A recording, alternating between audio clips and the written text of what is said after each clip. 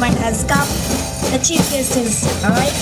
I'm holding over the microphone, the most sophisticated, her holy presence, Sister Nilima, to take forward. Sister Nilima.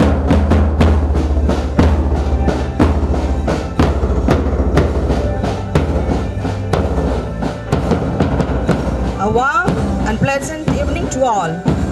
Today we are celebrating the 5th annual day celebration.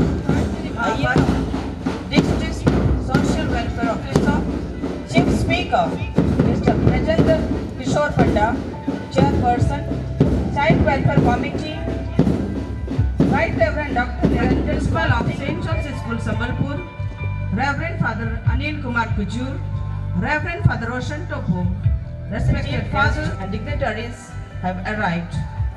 My request of the audience to rise up and welcome them.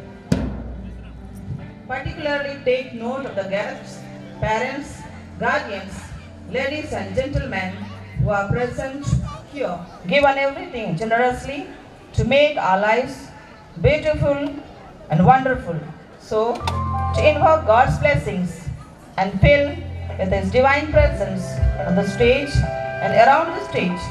Now, as we know, prayer is the key of the morning and the goal of the evening.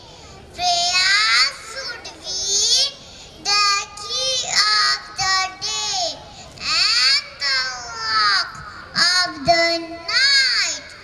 In prayer, it is better to have a heart without words than words without a heart.